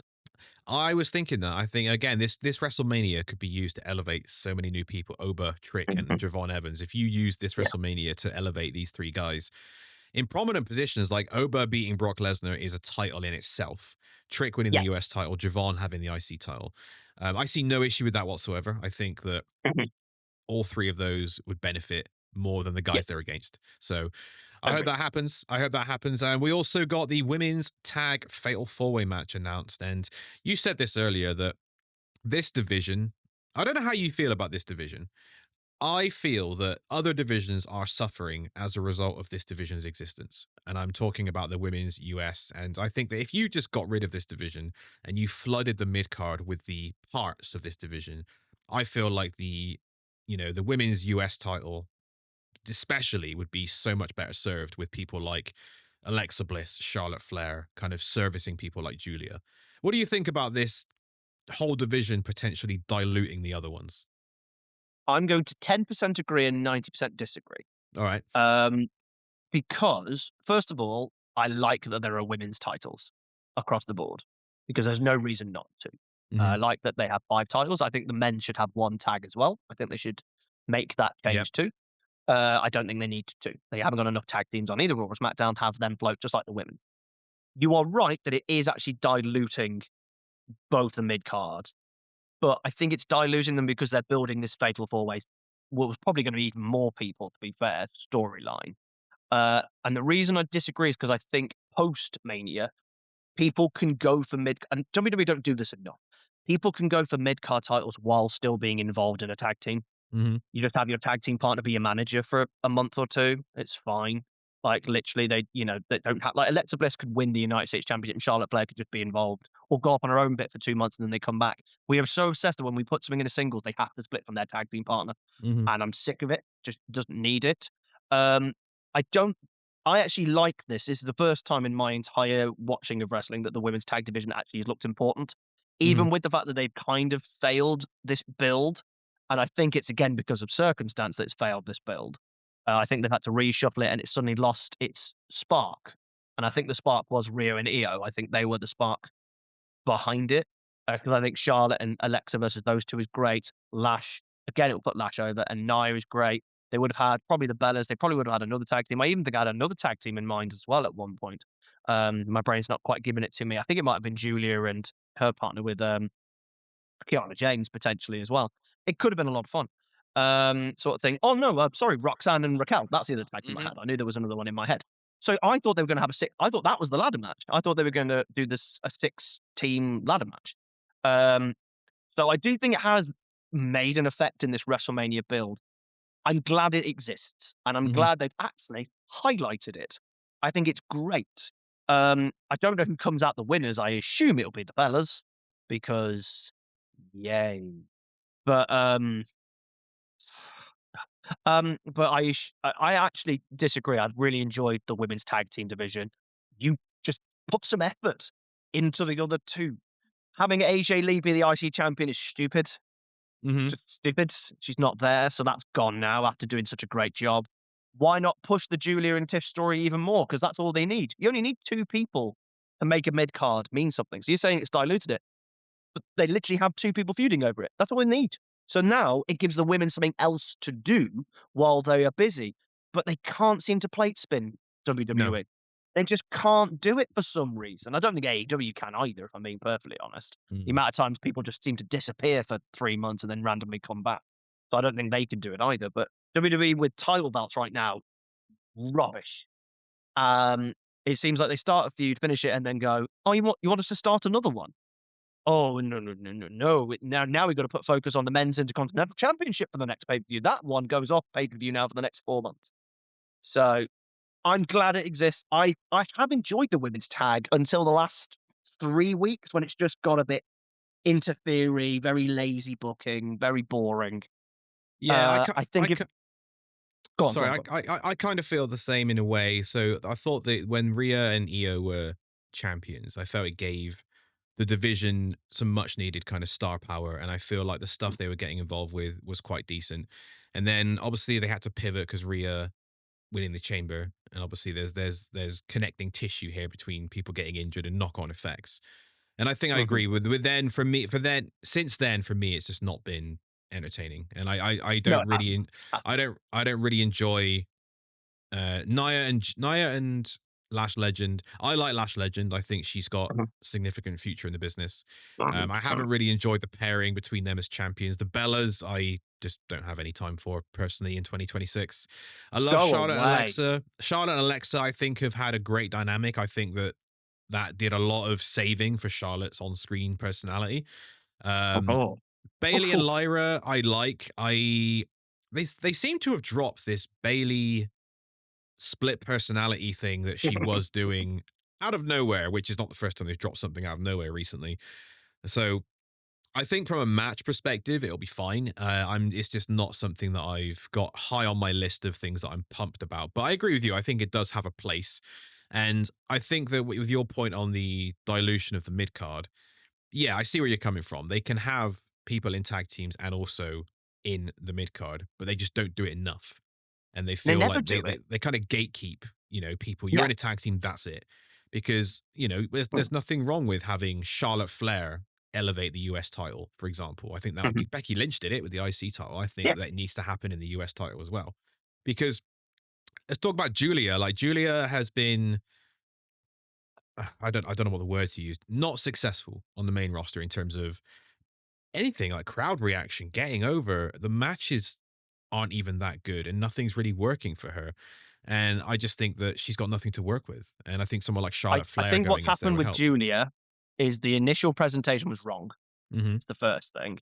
Then they went, "Oh, we need to put her in matches," but all the workers aren't on SmackDown in the mid card. They're on Raw, all the workers are. Like, could you imagine if Julia got to have a match with, like, Raquel Rodriguez, for example, Yeah. or Roxanne And Lyra Perez? It'd Valkyria. be great. Lyra Valkyria, a Mm. better example. Bayley, even Bayley, Yeah. actually, as well. Like, I love Alexa Bliss. Yeah. Love Alexa Bliss. You wouldn't exactly say she's your worker, is she? You No. wouldn't, particularly in this stage of her career, she's kind of playing. She has to be in a tag team with Charlotte Flair. You know, as much as I would love her to have a world title reign, my actual my intelligent brain kicks in and goes, "It's not. She isn't there. She isn't that anymore." And that's the biggest match she had. Like, she never really got a chance against Charlotte. Tiffany, as we said, it's I don't think Tiffany's very good, personally. I I haven't really enjoyed it don't. for a while. I Haven't enjoyed her for a while. well, she should be a heel for a start, Yeah, yeah, but, definitely. that's the given. But I haven't enjoyed her in-ring work. I don't think she looks bothered. Um, and I don't think she looked bothered against Julia. I think she looks like it's a slap in the face that she's had to go down to the mid card. And I'm just Yeah. reading into that, admittedly. But I'm only going off what I see on TV, and she looks like she's putting in no effort. And obviously, she's been complaining outside as well about storylines and stuff, which is probably what's costed potentially a WrestleMania. You know, this could have been on the WrestleMania card. I think they have messed up Julia. I don't blame Julia. But again, very similar to Stephanie Booker, when you can't speak English particularly well, there's a ceiling, and we don't want to admit that there's a ceiling, but in front of an English crowd, obviously the American and English speaking crowd, they aren't going to respond unless you are unbelievable in the ring. Stephanie has great presentation, but I think they're already going quiet for Steph, as much as I don't want to admit that either. Outside of her devil's kiss move, not getting the crowd reactions that I don't think they were expecting her to get, because I think they pushed them both too quickly. Steph, Mhm. obviously, way too quickly. They pivoted Steph because of Naomi, but I think Julia's been screwed up by not having people to feud in 20-minute matches on SmackDown. Yeah, Um, I think she'll come out of it though, because I think she's quality enough. But the I think question so. is, will they give her the opportunity? Yeah, I That's guess the we'll see. question. I guess we'll Yeah, see with Julia. I like Julia. I think I also, there were some thoughts when she came into NXT, and I thought she was great at NXT, where she they was. people She was. people were worried they were going to nerf her style because of her Japanese style, where it's Mhm. obviously a lot. They work a lot stiffer in Japan, particularly the women. And I also wonder on the roster on SmackDown, they're not built to handle anything close to that style when you look at the roster. So I agree with you. I do think that SmackDown women's division needs a lot of surgery, whether it's from NXT, whether it's some people from Raw going over. I do think for a long time I've thought the SmackDown women's division is so imbalanced compared to the Raw division, and whether Well, that's it should because be of it Netflix. should be the wrestling show. You've got It 3 should be, yeah, hours. yeah, yeah, yeah. It Put the should be the wrestlers wrestling show. there. Yeah. So move like Lyra Valkyria should be on SmackDown, Hmm. having matches every Charlotte and Alexa should be on Raw. Like that's where they should be. It feels like they've got the wrong people in the wrong place. Like it's imbalanced anyway, but it's like surely your entertainers should be on. Imagine it's wrestling from 2002. SmackDown is the wrestling show. Yep. Raw is the sports entertainment. Go back to that. It will help the Netflix. It will get more casual viewers in if you just do crazy balls to the wall stuff on Raw. I don't know why they've been lazy on Raw. Like, why not just go stupid and ridiculous storylines? And Why then on not? SmackDown, just make it wrestling. I think Yeah. they're missing a trick. They're so scared to rock the boat because they're making billions and billions and billions. So they're so scared to do something stupid. But I'm like, stupid doesn't have to be blood and gratuitous violence. It could be Braun Strowman not, trying to pull down the Titantron with a grappling hook. You know, it could be something as simple as that. They're missing a trick with the balance of the women's division. It doesn't sound like they're doing a draft. No. So I don't know what the plan is. But for example, I look at Trick Williams and I'm like, get him on Raw. What's he doing on SmackDown? Get that man on Raw and get Siobhan Evans over, get Penta over, and put them on SmackDown, and that should be the way to balance it. I don't think they think about that stuff though. To just be surgical, I think they need to be more surgical with how they do things, and then you blossom the creativity out of the building blocks. Hmm. And I don't think WWE start the building blocks a lot of the time, or when they do the building blocks, I think sometimes they go, "Great, I haven't got a creative idea for this very simple thing," And I think that's what's happened this WrestleMania. The simple stuff that they built, they've gone, there needs to be something creative there. Or the stuff that is being creative, you're like, but you've not put, as I'm saying with Roman and Punk, you haven't put the building blocks of what's the storyline going to be, before you then go. And I think that's where WWE are falling down right now. I really One of do. the I one of the think it's all biggest backstage.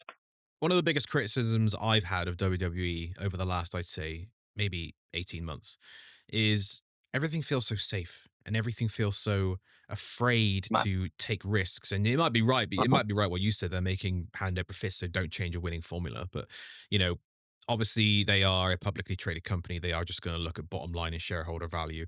So from us looking at an on-screen product and excitement, we're shit out of luck, unfortunately. But I do think it's a valid criticism that the product has been way too safe. And that we criticize people for, you shouldn't fantasy book and stuff, but I've seen a lot of people fantasy book stuff that would have turned out way better than what we actually got on television. Just because it's outside the box, it's creative, it's taking a risk, it's doing something that makes you go, wow, holy shit. Like we used to have when we were younger watching wrestling. Like, I started watching in mid to late 90s, just towards the birth of the Attitude Era. And I never knew what I was going to get each week. And I was always surprised. Even going in with no expectations, I was always surprised. Even if it ended up aging really badly, like Al Snow and Big Boss Man. It's stuff You remember that's it, though. just I You remember remember it. it. Yeah, I remember Kennel from Hell. I hated it, but it was just so out the box and weird and wonderful and just crazy and goofy. And I think just now it's just so like boring, for a lack of a better term, in I blame a parts. lot of wrestlers weirdly for that as well, though. Hmm. Why don't wrestlers want to be a character, embarrass themselves, Yeah. be a bit stupid? It's like I think everyone wants to be in the main event, or one everyone wants to be a gymnast, and everyone wants to be a great wrestler and all that jazz. There's a reason Chelsea Green is probably the most loved wrestler right now in WWE Look at because she Danhausen. does. Danhausen is second on the list. I was going to Yeah. actually just say they don't care. It's about being silly, and look who are the most popular people when they turn up. I just don't get why you're not sat down going, "What could I do that'd be really entertaining? Maybe I'll be a pimp. Maybe I'll be a porn star. Maybe I'll be a vampire and have the greatest entrance in wrestling history, even though I can't wrestle." Yeah. It's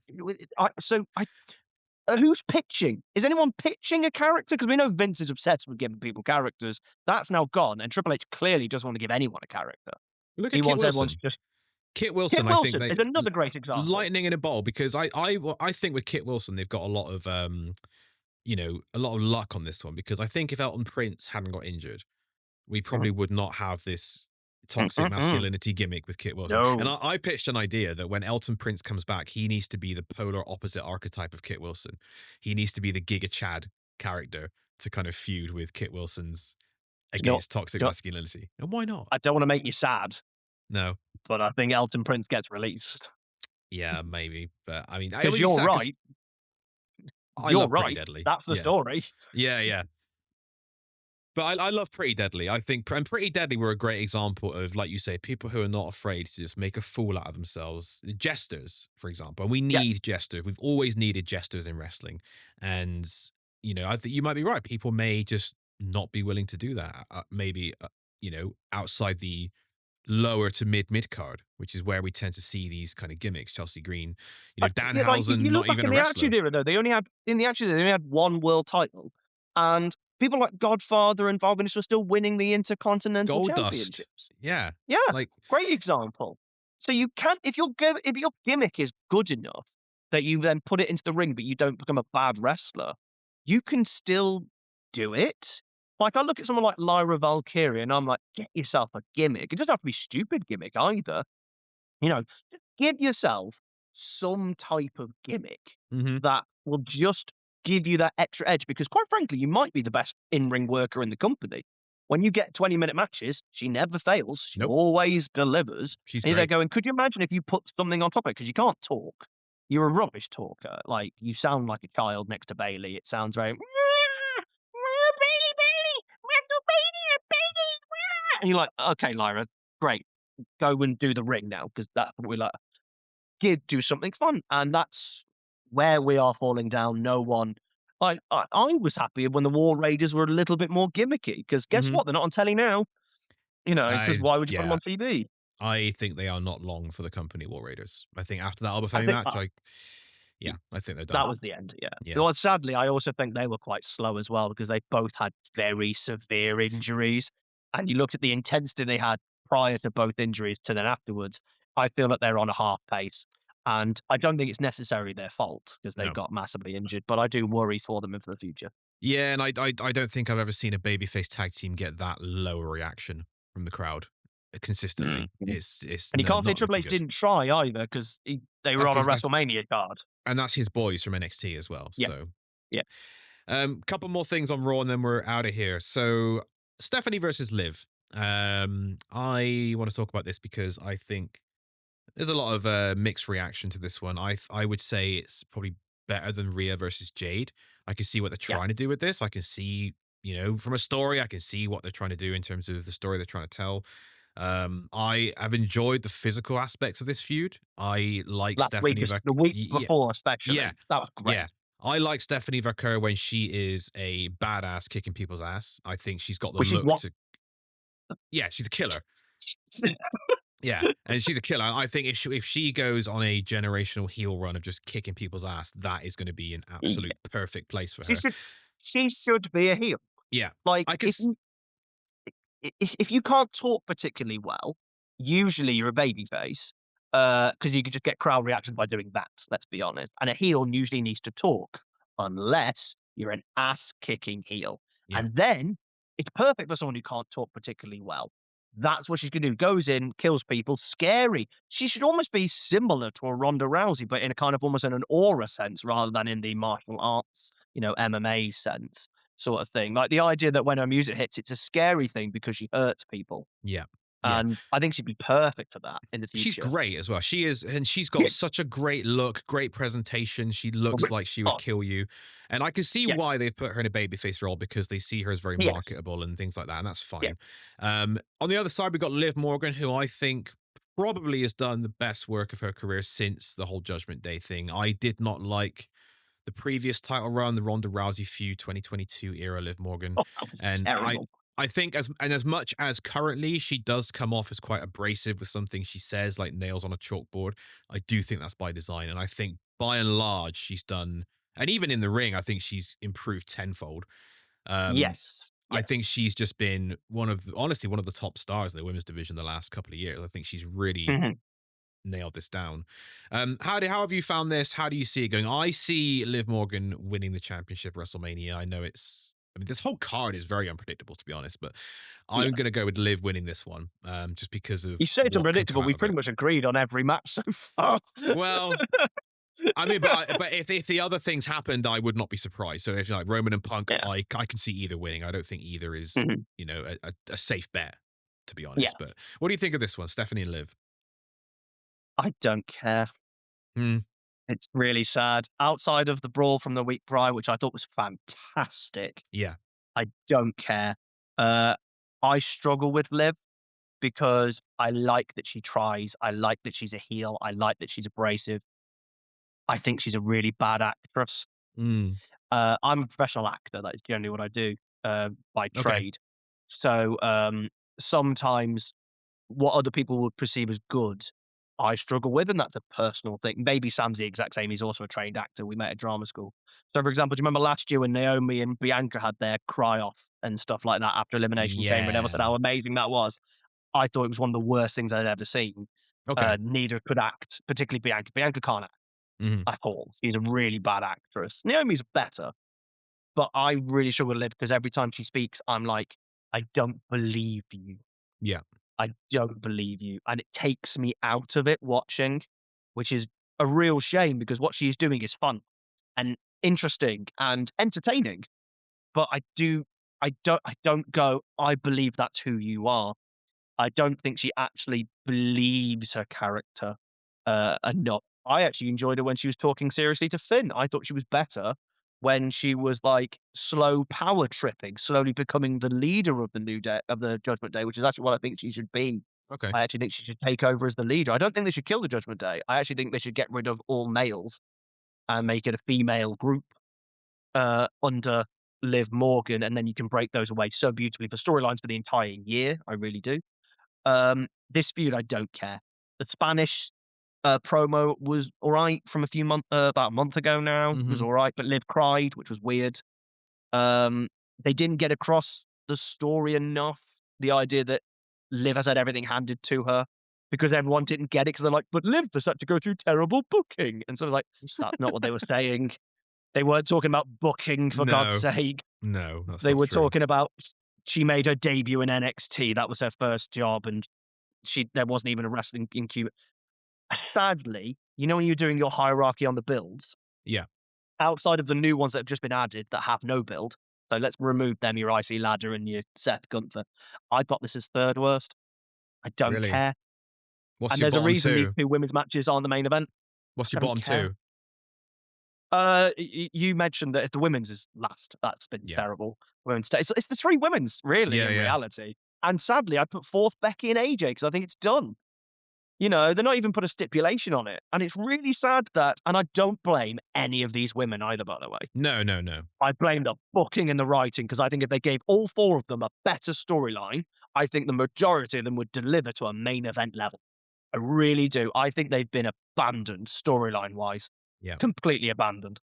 And this is one of those things where they said they were going to get, you know, more women's matches on the card, but this is probably where it suffers from quality versus quantity, isn't it?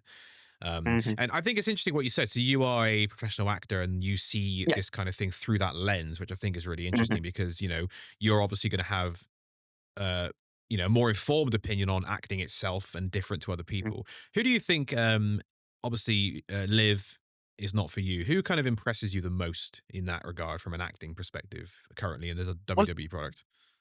Well, it's tough to make that judgment because I think the best people are the people who are themselves. Mm-hmm. And in a sense, you're not acting at that point. You might even be dialed up to 11. I think it's always thing that Stone Cold said, the best person is just you. So it's very hard to make that judgment because the majority of people aren't acting, as it were. Mm-hmm. Because if you literally didn't know who these human beings were, you would say someone like CM Punk and Paul Heyman, for example, are arguably the two best, for example. Punk, everything he sounds real. Yeah. Probably because it is. Paul Heyman is probably the best actor because I buy everything he's selling. And then there's a few that, like Roman Reigns, when he was doing his actual being, is probably the first person I think of when he was doing the actual tribal chief stuff. He was brilliant in it. It was fantastic because the reason he got over wasn't his wrestling, it was because of his actual character work and his acting. Yeah. But since become a babyface, it's not works. And he doesn't know how to act as the tribal chief, as a babyface. Mm-hmm. And that's why people, again, are having a disconnect with it because they're like, I like to cheer you because I love Roman Reigns, but you're not there. There's a few, if you gave them a bad script, who can deliver it. That's the key to a good actor, I think. Yeah. I think one of the people you have to put in there is The Miz. Yep. He gets given some of the worst lines in wrestling history to say, and he still makes it sound like it works. MJF in AEW is another one. But a lot of these people, again, are just themselves. Yeah. So it's very difficult because no one's a gimmick. No one's true. necessarily acting. Like, look, you go for Tiffany Stratton on the other sense. She's a terrible actress because she cannot play babyface because it's not who she is naturally. Yeah. And she's not a good enough actor to become that babyface. I think Naomi's a good actress. I thought she played the heel very fabulously well. Her promos Yeah. were really, really good, while that one with Bianca. So it is weird. It can take me out of it. But it also is the reason I probably like wrestling because I like the performative art of it. Yeah. And if you can be yourself turned up to 11, that's what makes you the best actor because you know what works for you. You know what your strength is and you know how to apply it. It's why I don't think Seth Rollins has ever been a proper main eventer. And I mean main event. I'm talking here, the number one in the company. Because I don't think his acting skills are up to par. Every time he gets to the main event, it's because he's been in the mid-card, putting on brilliant matches, banger matches, and we all go, yes, we love Seth Rollins. He's brilliant. Put him in the main event. Then he goes into the main event and he goes, and you go, oh, yeah, you're crap. I remember now, you're crap. Oh, go away. So, yeah, it's a difficult one to judge because, as I said, I think most people are just themselves in this modern era as well. Kevin Owens, another great actor. Oh yeah, I think he's great. Sami Zayn, I put in there too. So there are a few who are, when you listen to them, they sound real, and that's what they are because they're trying to be a human being, sort of thing. And there are some people who get away with being a bad actor because they can hide behind a character, or they can hide behind a gimmick, or they can hide behind their wrestling skills. So, like The Undertaker, for example, is probably my famous one. He can't cut a promo. No, never been He's a good bad promo guy. promo. He's one of the worst promos. But he had a character, Bret Hart. Yeah. Oh, we know famously that I'm a massive fan of that man. He can't cut a promo. Hid behind his wrestling. Undertaker acted the gimmick perfectly, though. Yeah. So even though he couldn't talk, he had a character that he played perfectly. Kane had a character that he played perfectly, acted it. You don't have to talk to act. And that's what people forget. Like, I'll give you an example from an acting performer standpoint. Uh, think of the prequels. Do you remember those Star Wars prequels Yeah. and how amazing they were? Uh-huh. And Adrian Christensen has to deliver some of the worst lines in the history of lines that have ever been delivered. Yeah. And he couldn't do it because no one can. They're the worst lines in the history of ever. But every time he wasn't talking, he was just pulling expression or a face, particularly in the third film, he was fantastic. Mm. Like, there's the scene when she admits she's pregnant, and you see him go through about 3 or 4 different emotions of elation to panic to stress to worry, uh, all through face. And it's those things. And I think WWE are missing those subtleties, I think, a lot of the time. And Mm. I think Liv needs to learn them, especially needs to learn them. So, yeah, I think right now they're not handing good scripts over. Yeah. And I don't think they're good enough actors to actually fix the scripts either, sadly. Yeah, I agree. I think the women involved in WrestleMania this year, I'm a fan of all of them on the large. I just don't think, like you Yeah, said, they've been given anything interesting. So they've been given nothing. no, we'll see. Nothing. Anyway, we will finish on the what we presume is the main event of WrestleMania Night 2, and that is CM Punk defending the World Championship against Roman Reigns. I'll give my thoughts on this. I know you've kind of given a few of your Yeah. thoughts earlier in the show. I thought, I mean, when Roman Reigns won the Rumble, I thought, good idea because I Yeah. thought it was the right choice at the time.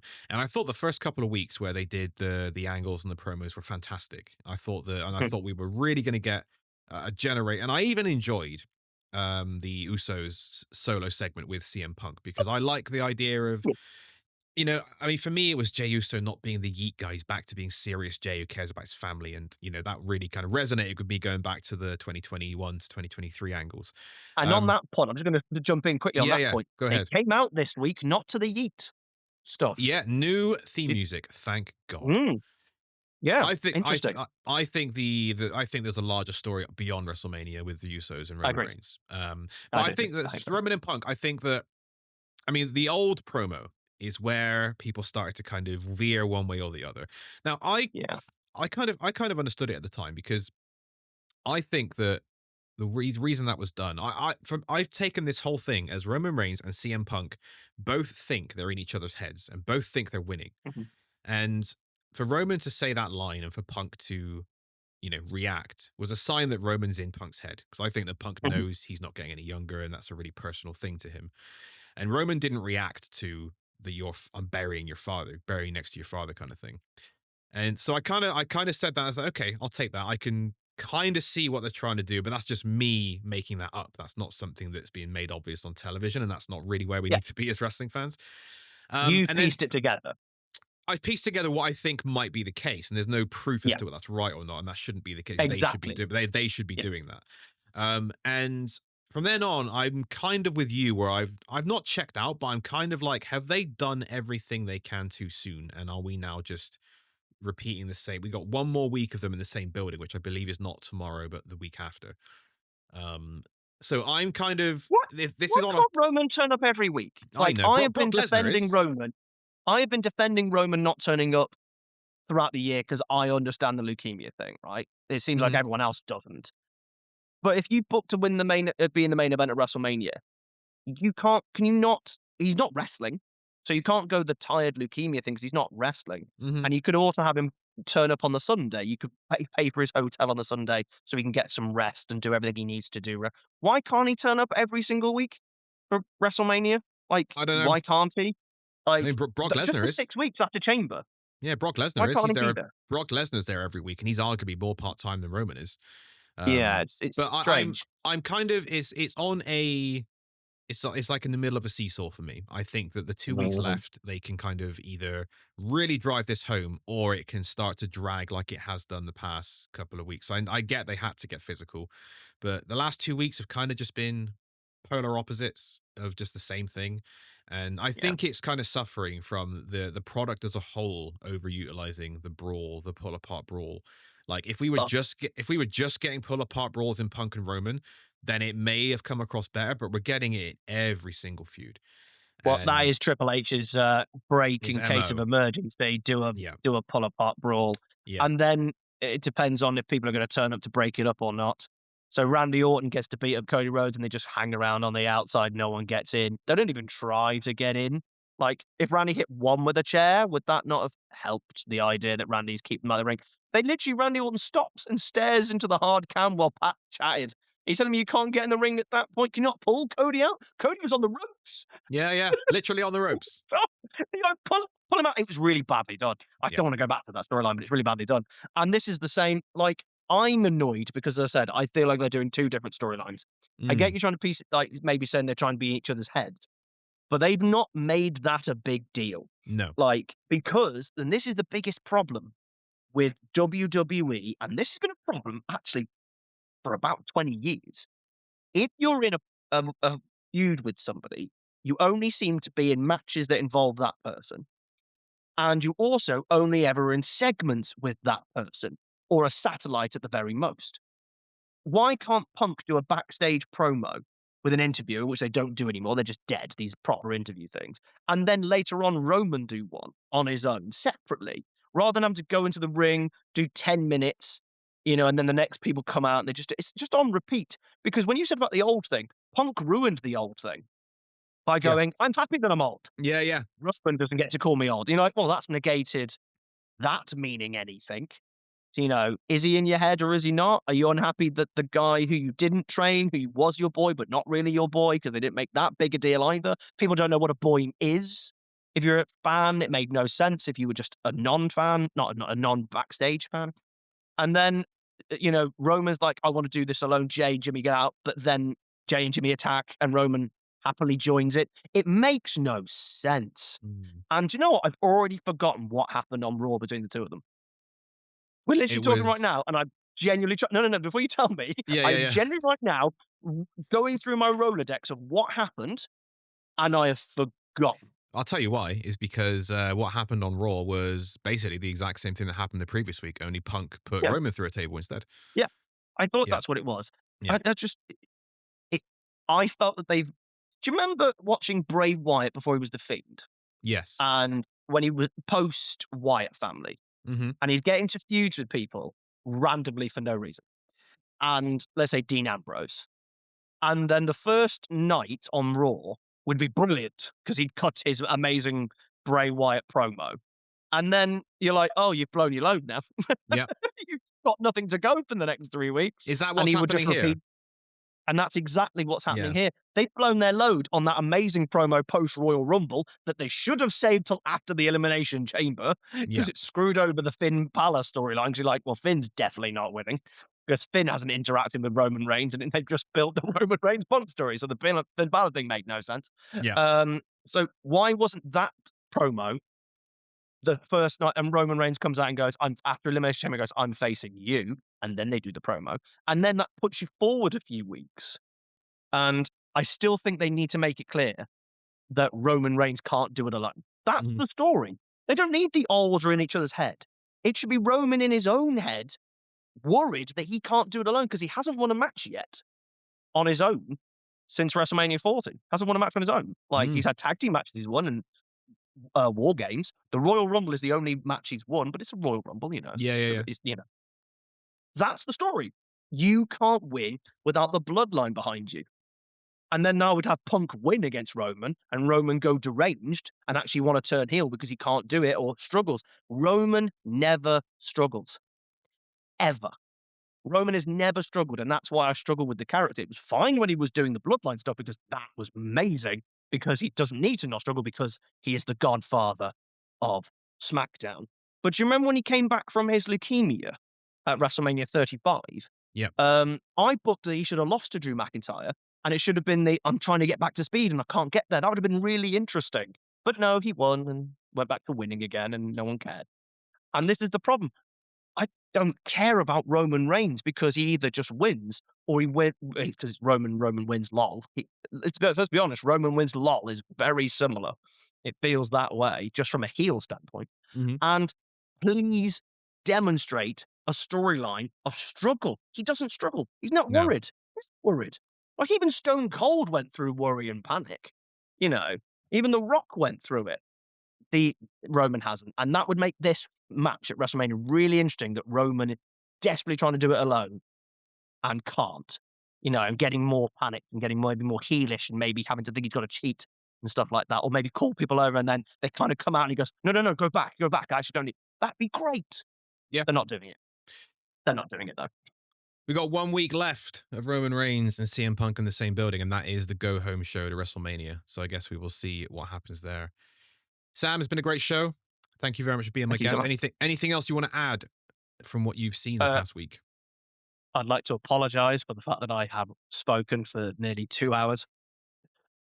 That's what it's for, man. It's nice to get different people on here and different takes on what's happening, especially going up to WrestleMania season. I think it's fascinating. So appreciate your time today. Guys, go and check out Sam's On Wrestling, the YouTube channel, and I will leave some links in the description. And leave a comment as to what you think about what we've discussed today. And don't forget to like and subscribe to the channel. We'll be back next week.